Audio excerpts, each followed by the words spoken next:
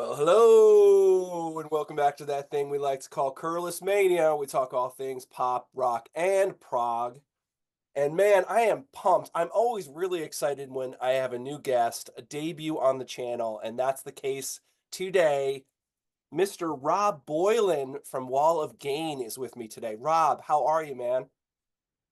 I'm great, Tom, and thanks very much for inviting me on your brilliant channel. This interview or this discussion has been a long time in the making. I think we're about 7 months trying to get our schedules to line up. So eventually we've got there in the end and looking forward to this one. Yeah, no, it took us a while to get going. Sometimes that happens. It's just between like scheduling and how about this and how about that, and it takes a while, and finally it's like, okay, finally I made it happen. So no, I'm really excited. Rob reached out to me, and I was so excited. I'm always really excited when someone reaches out and wants to be on the channel. It just makes my day. So we kind of were talking about, okay, what are we going to talk about? And I think you can tell from the t-shirts that we're talking about Rush today. And I've been wanting to talk. I've been kind of itching to talk about Rush again. I like to talk about Rush like every couple weeks. Like I got to talk about Rush again. Um, because I just think they're fascinating. It's a fascinating band. They have such a long career. And it's just there's so many phases.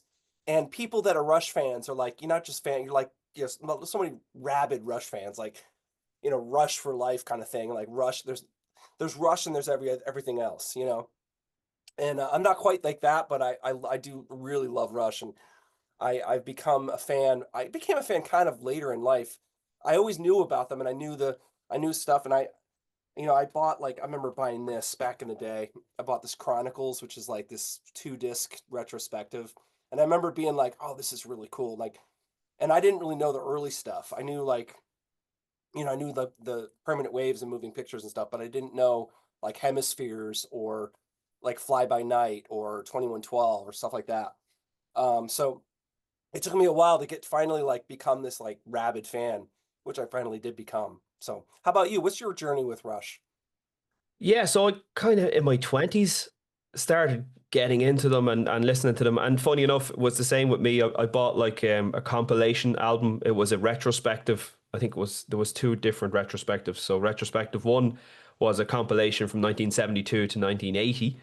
And then the retrospective two was from 1981 up to whatever year it was released, 2005 or something like that. So Mhm. I picked up the early one. So funny enough, I got to grips with the early material first, which is probably a good thing because at the time I was playing in bands, I was learning guitar, I was into my Zeppelin, my AC/DC, my Thin Lizzy, my Deep Purple. So I liked big, heavy riffs, guitar solos, and like that's really the early part of Rush's career.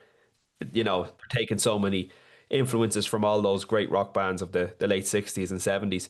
But then the second half of their material, I really didn't get into until it was about probably going back about 12, 13 years ago. I was actually working in Australia for a couple of years, and I had all the discographies of all my favorite bands at the time downloaded onto a hard drive. So I was actually working out on a mining project, and I had plenty of time to do a bit of exercise and listen to music. So Oh, um, nice. yeah, we Nice. were we were locked away from civilization for long periods of time on this project I was working on. So yeah, so I dove deep into the Rush catalog around that time and listened to every single album. I'd start from the debut album and go right through to their final album, and I would be going through. But it's funny, like the early albums really resonated with me. I knew the hits from say the first six, seven, eight albums, but then this period that we're going to talk about tonight, which is from what are we going, 1984 for 84 Grace to Under Pressure 89. Yeah. to 89 to Yep. Presto. Yeah, so there's four albums in that period.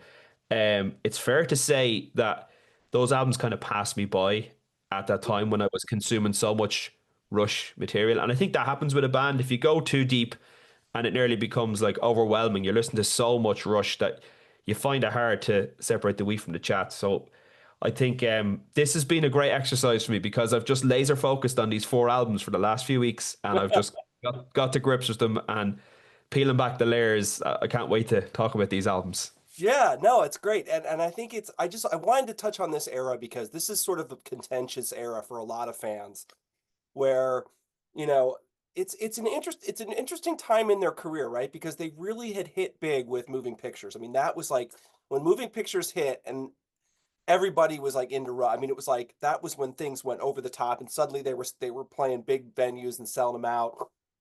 And they were on the radio. They were Tom Sawyer, Spirit of Radio, YYZ. Excuse me, I'm a little sick here, but I'm working through it. But yeah, so that was a big time for them, and they became this big band between Permanent Waves and Moving Pictures, and then Signals also did well. So, but they were more and more they were doing synths and a lot of synth and keyboard work with Getty, and a lot of people were like, I'm not sure about this, because all of a sudden Alex seemed to be taking more and more of a back seat. Um, so yeah, but I mean, it's hard not to. I mean, Grace Under Pressure is from what, April of '84, and this is their first time without Terry Brown, right? That's right. Their first album without Terry Brown, which their whole career they've been with Terry Brown, and all of a sudden they're with a new producer, or they're producing themselves in a way. Yeah. Yeah. So what's your impressions of Grace Under Pressure? Yeah, so as you say, like Peter Henderson comes in for this one, but he's kind of taking a back seat in production. He's more an engineer mixer. Right, And exactly. the Yeah, band are kind of leading it, and I think you can hear that. Like the production is very good. Don't get me wrong. I don't own the album, so I was streaming it for the last few weeks. But yeah, I from listening to it over again and over again, I have to say very impressed with this album. yeah, Um, yeah, I didn't think I would be as a guitar player. Like you're not getting the heavy riffs and you're not getting the guitar solo on every song. The guitar is it's kind of nuanced. It's kind of in the background. It's a little bit shrill sounding in comparison to the Gibson and the Vox and Marshall amps from the early days of Rush. We're more going into leaning into pedal boards. There's a lot of effects, a lot of chorus, a lot of reverb, a lot of delay on the guitars. They're kind of mixed in with the synth, so you get this like washy kind of a sound, which is very 80s of the yes.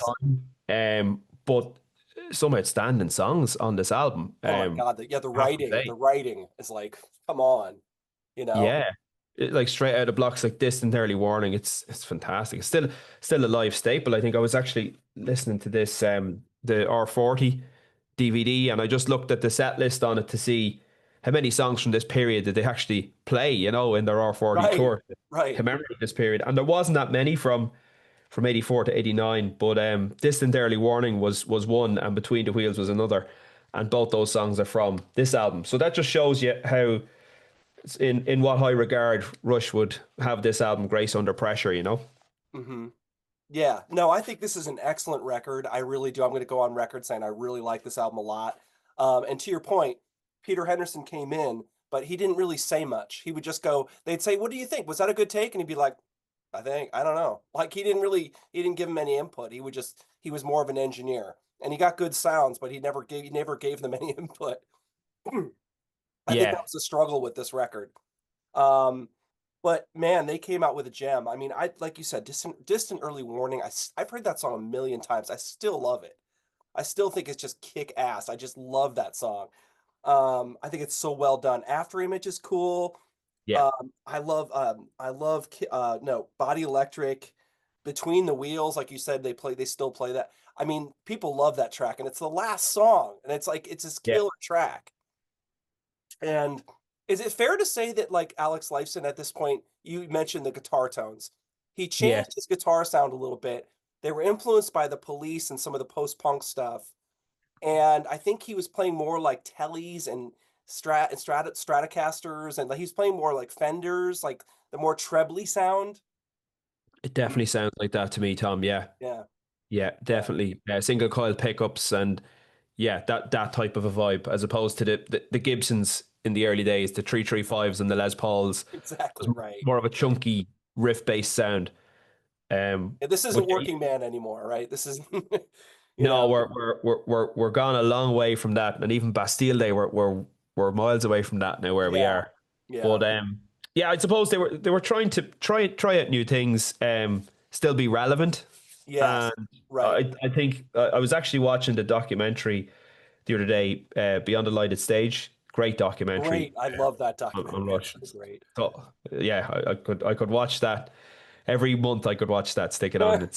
It's just an Yes. amazing documentary. But like at the time, there was a couple of brilliant quotes from it. So Peter Collins, like he obviously came in later to do Power Windows, but he was talking about bringing Rush in line with the contemporary music, and new keyboard sounds, like a kind of a new wave 80s sound. And then Neil Peart was saying things like we love the music of the 80s, like Police, that sort of a Yes. new wave sound, very influenced by that. And Neil also had a quote then saying, "There's no such thing as that music doesn't suit Rush." He says those words have never been uttered. So I thought that was very interesting because it just shows how open-minded the band were to new ideas, new concepts. Yeah.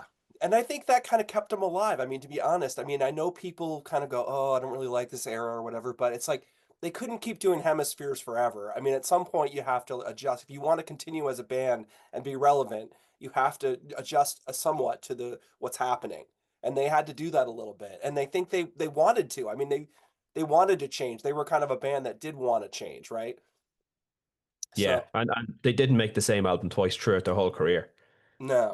always evolved. There was always, as you said at the start, an evolution for this band, whether that be in a songwriting style or a sound of music, they were always trying to push the barrier and push the boundaries. Yes, yes. And I really love, I mean, we talked about it already, but I just really love, and he does this throughout all these records, is Alex's way of figuring out a way to, even with all the keyboard swellings and all the synth and all the keyboard, and even Neil was playing like, he's playing electric drums and stuff. I mean, so things were changing, but he figured out a way, because to me, I still think these are really good guitar records. Like, even though they're different, like, I still love what Alex does on these albums. Definitely, they're not so obvious. Right. The parts he plays, so like Geddy was saying, Geddy enjoyed the synth coming in because it gave him a bigger palette to work from in terms Sure. of create melodies. Because like we all know, like bass guitar is a beautiful instrument. I have a bass here behind me. Like I do love to play it now and again, Yeah. Yeah. but like it's quite limited in terms of what you can do sonically and with melodies and harmonies. So I think Geddy he wanted to exercise his creativity with the keyboard. He was happy to see it coming in, and then Alex was saying, right, well, if you're taking that whole mid-range melodic sound that the guitar traditionally takes in a rock band, where do I fit in? So he's going more for, I think, like strange voicings on chords. He's going for maybe groove locking in with the drums. He's picking his parts for where to shine on melodies and put solos, not a solo in every song, but where it served the song. So that just shows what a great guitarist Alex Lifeson is to be able to adapt to the style like that. Yeah, exactly. And then when, things like I always think of like, I feel the way you and he just does it's so cool that he repeats that. I mean, he just finds ways to like make his mark in on this record. Um and I just love there's a lot of hooks. I mean, they get better at writing hooks too, like 100 100, and I just and distant early war. I mean, just yeah, yeah. I think this album is. I think they worked their butts off on this record, and I think it shows. And it really kind of has this sort of evolution into the '80s that I think I always say Rush did the '80s pretty well, in my opinion. And they adjusted and but they still kept their identity intact, in my opinion. So not everyone agrees with that, but I think they did a good job with it. Yeah, Um, I'd agree. Like, and especially with these bands that are more maybe progressive than other bands, they can't all be like AC/DC or Motorhead to make the same album 25 times. Like, these yeah, bands evolve and they change style. And yeah, I think when you look at it over the whole body of work, like, even if you're not a fan of this time of music, you still have the early stuff to go back to. So it's not like they've right. tarnished the record, you know, Exactly. or their Exactly. reputation. No, absolutely. So they really, I mean, and also, as we said earlier, they wanted to adjust, they wanted to change, they wanted to evolve, they wanted to do different things. And that's, maybe bands like AC/DC are happy make the same album again. We don't care. The Ramones is another one, right? Make the same album again. Um, but Rush was not into that. But they go well over the top on the next one, Power Windows. You had mentioned Peter Collins. He came in as a producer, and I believe they called him like Big Shot or something, or Big Guy, or I can't remember. They had some name for him. Yeah. Because he was always chomping on a cigar, and he always had these big ideas, and you know. And I think he made a mark on this album. What do you think? Oh, big time. Peter Collins was a visionary. Like he had come from pedigree. He had already produced some massive records. So he was coming into the band with fresh ideas and they were I think they were willing to open their minds and listen. I think they, as you said, they weren't challenged enough maybe from a creative point of view on Grace Under Pressure. So now with Power Windows, they wanted to be challenged to see, to get the best out of them. And that's what a good producer does. They challenge the band, but they keep the relationship intact and they're able to get the best from the musicians. So, yeah, I think this is another great record. Um, it's probably one of the most underrated Rush records in their catalog. I it's amazing, absolutely amazing from start to finish. I love this album. If I'm in the right mood, this album just kills me. Especially, but it's like I always like I just when I was preparing for this, I listened to it again, cranked it up. Man, the first side, that first side is just, I mean, actually the whole thing is pretty solid, but the first side blows me away. Um, I've always loved Big Money. I thought Big Money was a great single. I remember Excellent. seeing the video. It's like so primitive, but back in the day it was pretty cool. Um, but I still love Big Money. I think it's great. And things like Marathon is great. I love Yeah. Mystic Rhythms. Oh my God, there's some great stuff on here. Middletown Dreams, the guitar solo on that is Yes, great Middletown song. Dreams. Yes, It's yes. such a great album. And actually, I have the CD version here, and on the back, it proudly says, I don't know if you can see it here, DDD. So what they're saying there, so this was 1985. So we've got a digital recording, Hmm. digital mixing, and digital mastering. So there wasn't many albums that were proud to put that stamp on. I know Dire Straits, Money for Nothing was one. Or Yes. sorry, Brothers in Arms, Brothers but in this Arms. one. Yes. Yep. This Yep. one as well, like the same year, 1985, but they're proudly putting that stamp on. And there's actually, a lot of people say there actually it wasn't a full digital process back at the time. There was elements of analog, Okay. um, which is funny because now when people say this is a full analog vinyl, it's actually no, there's probably some digital mixing in there somewhere. It's a complete turnaround. But we were in the age of digital here, and Rush were happy to embrace that, Oh yeah.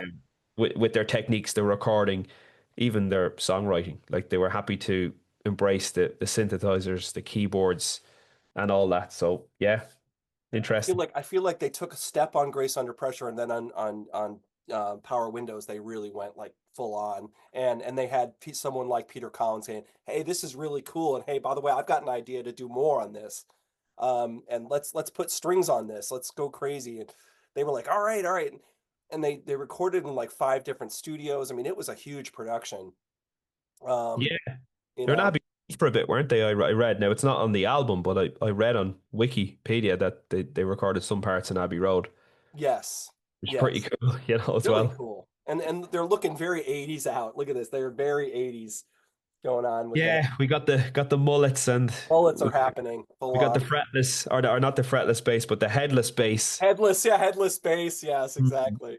So It's they're, when you look at them at that time, you're like, yeah, they're kind of 80s now, but it's, but it works. I mean, it was part of the time. And I just think that the songwriting, I mean, again, the writing is on. And I love, I mean, even the lyrics, like I love Manhattan Project. I think that's such a huge topic to take on and to, 100%. to try to write the 3 minute song about it or 4 minute song. I mean, Yeah. it's ambitious. Yeah, It, they were so in touch with what was happening in the world, like geopolitics and everything else. And it just makes you wonder, like, if they were to bring an album out today, you know, yeah. we'd have a lot to talk about. Oh my So God. Yeah. Yeah. it's yeah, but it's not. It's good to have bands like that. I always felt Rush, they were intelligent. They had their finger on the pulse, and they could kind of gauge the temperature of what was happening, and they were able to tell a story around that. Mhm. But that's I think that's why this is such a great album. It's dated to 1985, but it's kind of giving you commentary on what way the world was back then. Which is great. Yeah. Yeah, and if you take your mindset into, okay, this is an 85 Rush record, I just think that, you put your mindset there, it's a great record. And I mean, there are some people I know, the Rush fans that are just like Power Windows, like it's just too much. They just don't like it. But and to each his own, but I think that if you give it a chance and you open your mind, I mean, I've always loved Mystic Rhythms and I Grand Designs. I mean, I just there's so many good songs on this record. I love it. Yeah, it's excellent. I love it. So then we're moving on to the next album, Hold Your Fire, which I actually went to this tour. Actually, it's the first time I saw Rush was this album at Madison Square Garden in New York. And Wow. my friend dragged me. He's like, "You got to come see Rush. You got to see him. Come on," because he was a huge fan. Yeah. And I was like, "Okay." And I'd heard "Time Stands Still." I thought it was a good song. Yeah. And yeah, so Hold Your Fire. What's your take on this record? Yeah, so it was funny because Neil actually said in that documentary, sometimes things can go too far in one direction and then we need to correct ourselves. And he's talking about this album Yes, right. going too far into maybe the 80s production, maybe the synth led tracks. The big hit, Time Stand Still, they've got a co-vocalist there with Geddy Lee on the chorus, Amy Mann, and the video is very 80s as well on that one. But Yes, I think was it one of their biggest hits? Like it was a, I a think big so. track for them. I think so. It did pretty well. Yeah. Um, and Um, I think Time Stand Still is a great single. I think it's a very good single. yeah. Um, It doesn't sound like but it's pretty Rush. poppy. It's pretty poppy. Yeah. Yeah, they don't try it. It's dare I say boring, like, but it's not a Rush track in the sense that, there's not a whole lot there if you're Yeah. looking for complexity. Right. It, Right. it's fine. It's fine. There's nothing wrong with it. Like it sounds like a 1980 single, but Mhm. for me, yeah, it wouldn't be It's top of the poppy. pile. It's poppy. Yeah, it's not. Yeah, It's and they really I do think that this is the album where I kind of go, okay, I can see, like you said, to your point, we're going a little too far in that direction now. Maybe we need to come course correct. And they do that eventually. But it's like at this point, and when I was listening to this album for this, I was like, yeah, this album really kind of fades. Like it gets the second side, I'm like, I'm getting kind of bored, which you yeah, never get bored on a Rush record, you know? yeah.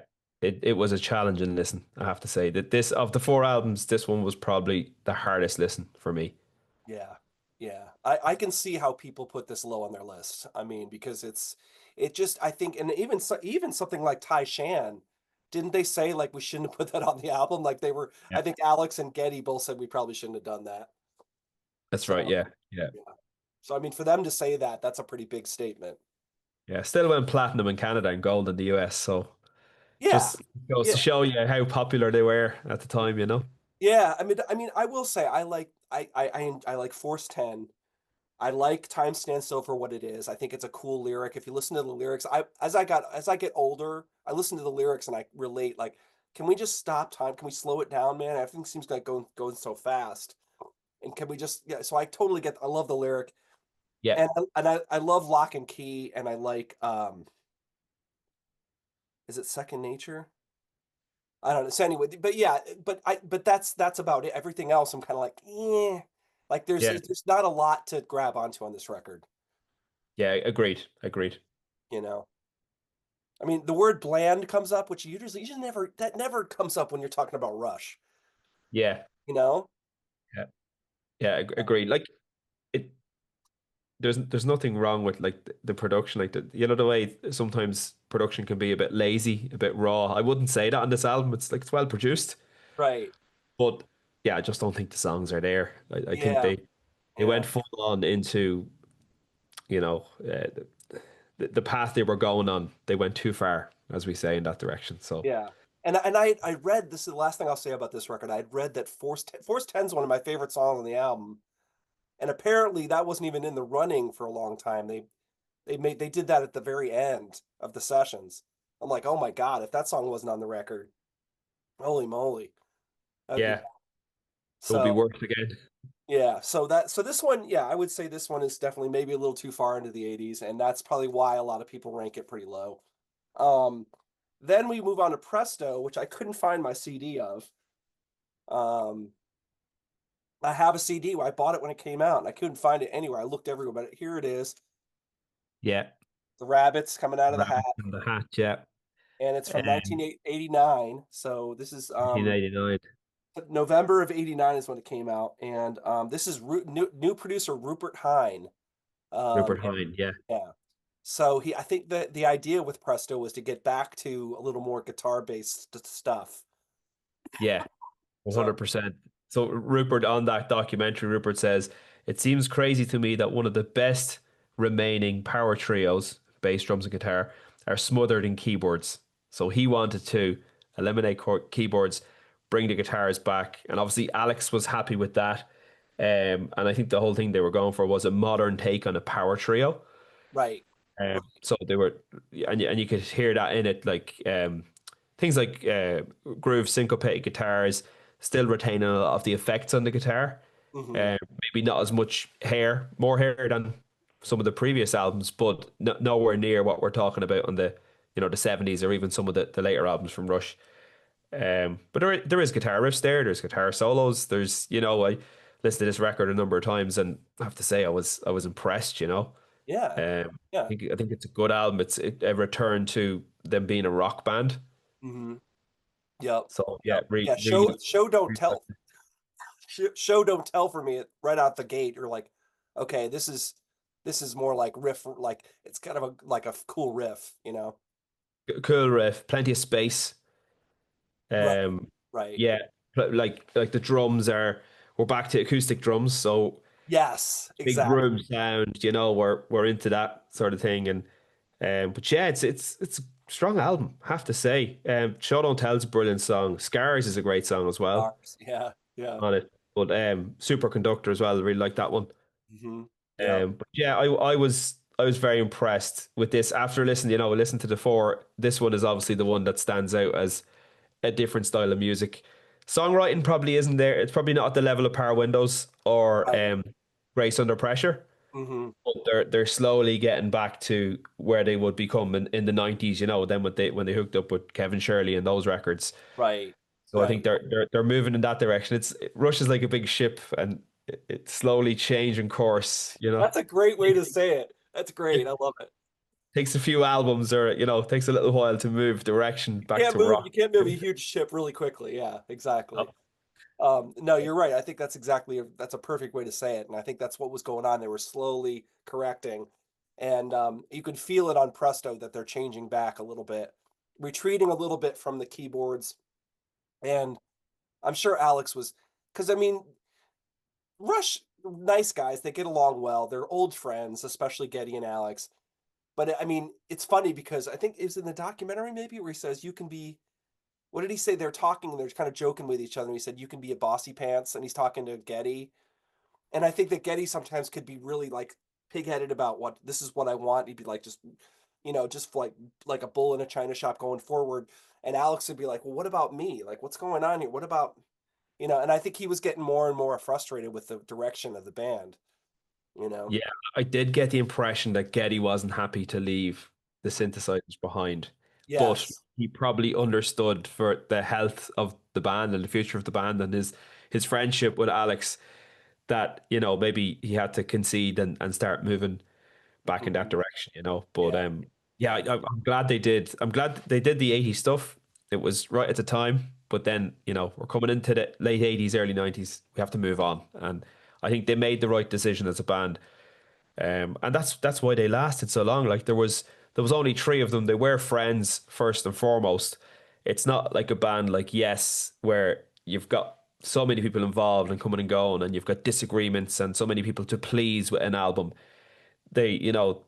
Alex was happy to let Geddy take the lead with synth-led albums in the 80s, and then as the 90s came in, it was right. Okay, you've had your turn now. I'm going to have my turn with guitars again. Yeah. So I mean, I think he was getting kind nice, of tired of being sidelined, with the yeah, guitar stuff.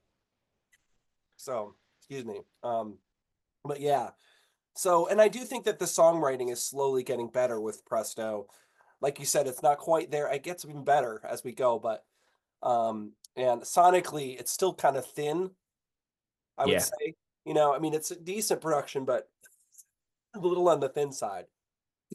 So, Yeah, I don't think Rupert Hine, like he's a great producer, but I don't think he's known for his great rock albums. yeah. But then after this one, then obviously they do Roll the Bones. then Rupert's gone, and they bring in Kevin Shirley for the next two albums, and Oh man, a Counterparts different is like yes. a different level. We're That might be the back. I part. mean, I love Kevin Shirley comes in. And he's like, all right, get rid of these amps. Let's get back to what you used to do. Here's the Les Paul, you know, here's the Marshall. Like, just go in there and start cranking it up, and let's. And I love that. You know, Absolutely. It's probably a part two for this video. yeah, I think we need to do another part. We need to do the next phase. Yeah. Um, but yeah, I mean, I even because I'd love to talk about Roll the Bones too, because I think that Roll the Bones, that's another contentious record for a lot of fans, but I mean, I know they do the rap and people hate that, but like they're excuse me. Sorry about that. It's a little bit sick today. But that album has some great songs on it. Like there's some great writing on that record. Yeah. And I do think it's a step up from Presto as Yeah. well Yeah. Yeah. in terms of the sound and the overall songwriting. I'd agree. Totally agree. Definitely. But that's another topic. We'll do another video for that stuff. Because I'm really enjoying this. So we got to keep this going. It just feels too short. That's it. Yeah. But I try to keep these under an hour, so if we can, I mean this might be a good place to stop. So but if you have any what are your final thoughts? You have any final thoughts about this era? My final thoughts are I passed over this era way too quickly back in the day, whatever, 14, 15 years ago. And now I'm glad I had the chance to do this. But yeah, I'm glad you've pushed me out of my comfort zone to go back and really study these albums because um, looking at them a second time, I think Power Windows and Grace Under Pressure are amazing albums. Like they are really, really brilliant albums. I'm glad I know now what the Red album, what was that one?